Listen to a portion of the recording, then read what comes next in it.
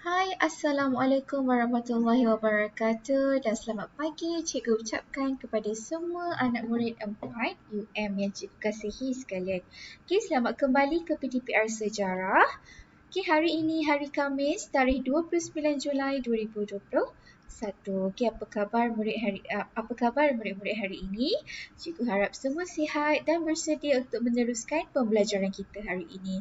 Okey, sebelum kita mulakan, marilah kita membaca doa sebelum belajar. Bismillahirrahmanirrahim. Allahumma ftah alaina hikmataka wa anshur alaina min khazaini rahmatika ya arhamar rahimin. Amin. Okey murid-murid, ingat tak dua minggu lepas kita dah masuk unit ke berapa? Okey, kita dah masuk unit ke-7 dan tajuknya adalah Kerajaan Melayu Awal. Okey, pada PdPR sebelum ini, kita dah belajar dua subtopik yang pertama iaitu menamakan Kerajaan Melayu Awal dan juga lokasi Kerajaan Melayu Awal. Okey, jom kita cuba imbas kembali dua subtopik itu. Okey. Antara Kerajaan Melayu Awal yang kita telah pelajari adalah Kerajaan Funan, Champa, Kedah Tua, Kerajaan Citu, Gangganegara, Sriwijaya, Mataram, Santubong, Majapahit dan juga Beruas. Okey. Dan kita juga telah belajar lokasi-lokasi Kerajaan Melayu Awal di Kepulauan Melayu seperti Kerajaan Kedah Tua di Sungai Mas dan Pangkalan Bujang, Kedah. Okay, kita juga telah tengok beberapa lokasi Kerajaan Melayu Awal yang lain. Okay. Mataram, Majapahit. Okay, yang ini berada di Indonesia sekarang ya. Okey, jadi hari ini kita akan teruskan pembelajaran kita untuk belajar dua lagi subtopik unit ini, iaitu yang pertama hubungan diplomatik Kerajaan Melayu Awal di Kepulauan Melayu dan juga yang seterusnya adalah mengenai kegiatan ekonomi Kerajaan Melayu Awal di Kepulauan Melayu. Okey, jadi untuk ini murid-murid boleh buka muka surat 92 ya, buku teks. Okey, hubungan diplomatik Kerajaan Melayu Awal di Kepulauan Melayu. Okey, hubungan diplomatik ini apa? Okey, ia adalah hubungan yang terjalin antara sebuah kerajaan dengan kerajaan yang lain. Okey, Kerajaan Melayu Awal menjalinkan hubungan diplomatik dengan dua kuasa besar pada masa itu iaitu China dan India. Okey. Ini dia. Ini adalah Kerajaan Melayu Awal pada waktu itu. Contohnya Kedah Tua, Sriwijaya dan Majapahit. Okey, menjalinkan hubungan baik dengan kerajaan dengan kuasa besar iaitu China dan India. Okey, dua ni pada waktu itu ya. Okey, hubungan diplomatik Kerajaan Melayu Awal adalah termasuk dari aspek politik, dari aspek ekonomi dan juga sosial. Okey, kita akan tengok setiap satu aspek hubungan diplomatik ini. Okay, yang pertama, politik. Kerajaan Melayu Awal menjalinkan hubungan diplomatik untuk mendapatkan pengiktirafan dan menjamin keselamatan bagi mengekalkan kedudukan mereka. Okey, jadi secara ringkasnya, okey, dari aspek politik, hubungan diplomatik dijalinkan supaya kita dapat pengiktirafan yang kemudian dapat menjamin keselamatan Kerajaan Melayu Awal pada waktu itu. Okey, bagaimana pula dengan aspek ekonomi? Okey, melalui hubungan diplomatik juga, aktiviti ekonomi dapat dikembangkan. Okey, Kerajaan Melayu Awal memasarkan barang dagangan seperti rempah ratus, biji timah dan emas kepada kerajaan China dan India. Okey, jadi dari pihak Kerajaan Melayu Awal, barang dagangan adalah seperti rempah ratus ni, awak tengok ni ada kayu manis, bunga lawang. Okey, Kerajaan Melayu Awal pula ditawarkan barangan mewah seperti tembikar, sutera dan perhiasan. Okey, apa contoh perhiasan ni? Dia manik ni Okey, ini adalah contoh barang-barang daripada kerajaan daripada mana?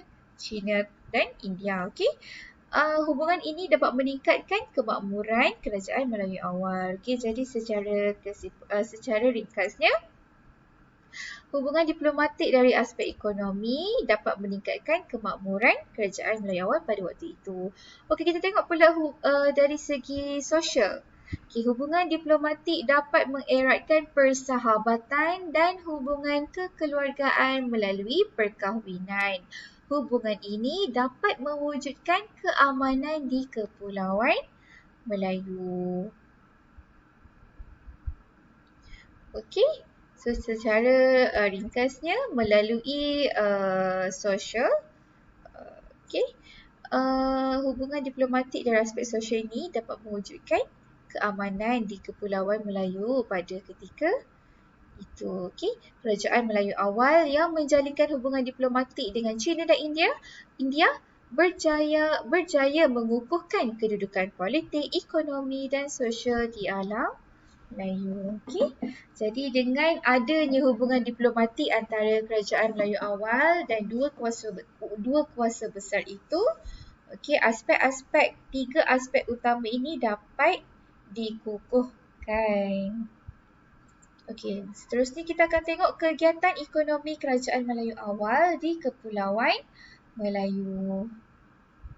Okey, kerajaan Melayu awal menjalankan pelbagai jenis kegiatan ekonomi seperti pertanian, perdagangan, mengutip hasil hutan dan laut, perlombongan dan pembuatan. Okey. Apakah dia kegiatan ekonomi kerajaan Melayu awal? Ada berapa? Yang pertama, pertanian. Yang kedua, pelabuhan perdagangan.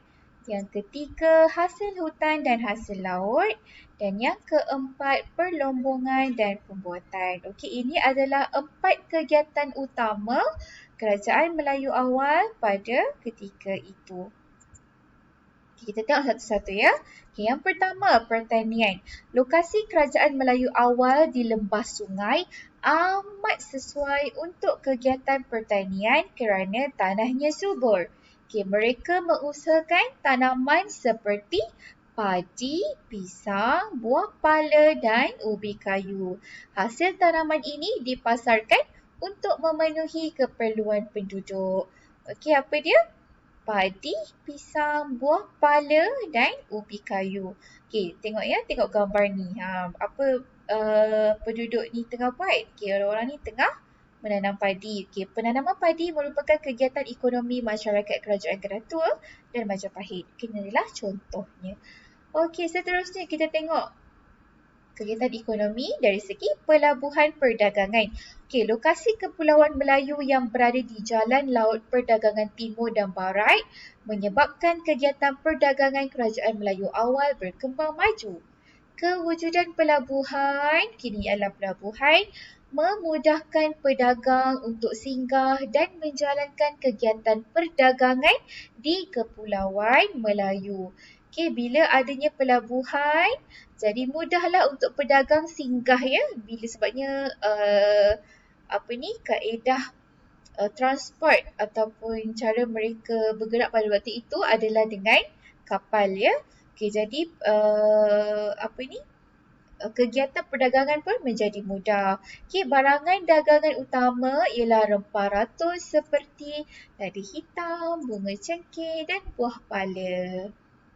Okey, ni awak tengok contohnya ya.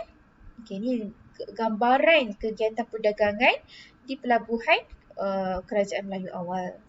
Okey, kegiatan ekonomi seterusnya adalah dengan menangkap hasil hutan dan hasil laut. Okey, kerajaan Melayu awal kaya dengan hasil hutan dan hasil laut.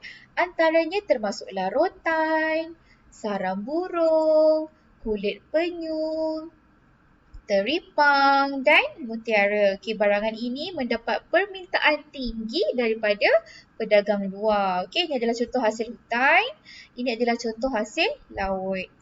Okey, seterusnya yang keempat, perlombongan dan pembuatan. Okey, masyarakat kerajaan Melayu awal pada waktu itu menjalankan kegiatan perlombongan seperti biji timah, biji besi dan emas. Okay, kegiatan pembuatan menghasilkan barang perhiasan, tembikar dan senjata. Okay, macam emas dia jadi barang perhiasan. Okay, biji timah, biji besi boleh diproses menjadi tembikar dan senjata. Okey, jadi ini adalah kesimpulannya ya. Okey, secara ringkasnya ini adalah kegiatan utama ekonomi dari segi ekonomi, kegiatan ekonomi utama Kerajaan Melayu awal. Okey. Okey, pertanian, pelumpungan, pembuatan hasil hutan, hasil laut dan pelabuhan perdagangan. Okey, apa yang kita dapat? Okey, pelbagai kegiatan ekonomi berasaskan sumber alam berkembang dengan pesat sejak zaman Kerajaan Melayu awal. Okay, kita boleh nampak dia punya perkembangan ya. Okay, kekayaan sumber alam haruslah dimanfaatkan dengan bijak supaya dapat dinikmati oleh generasi akan datang. Okay, jadi itu saja untuk minggu ini. Kita cuba impas kembali 4 subtopik unit 7 yang kita telah pelajari. Okey, yang pertama kita dah belajar tentang nama-nama Kerajaan Melayu awal. Kita dah ketahui juga lokasi Kerajaan Melayu awal. Kita dah tengok hubungan diplomatik dari segi politik, ekonomi dan sosial. Dan juga kita dah belajar kegiatan ekonomi Kerajaan Melayu awal iaitu pertanian, perdagangan, hasil hutan dan hasil laut dan juga pelumpungan dan pembuatan. Secara kesimpulannya, unit ini membincangkan kewujudan dan perkembangan Kerajaan Melayu awal di alam Melayu. Pengetahuan ini dapat memupuk rasa bangga terhadap sumbangan Kerajaan Melayu awal. Okay, unit seterusnya, kita akan membincangkan kegemilangan Kesultanan Melayu Melaka melalui tokoh terbilang Kesultanan Melayu Melaka. Okey. Jadi untuk hari ini murid-murid sila siapkan latihan kuisis yang telah saya sediakan ya. Okey, kita jumpa lagi pada PdPR seterusnya. Okey, jadi until then please stay home and please stay safe. Okey, terima kasih. Assalamualaikum warahmatullahi wabarakatuh.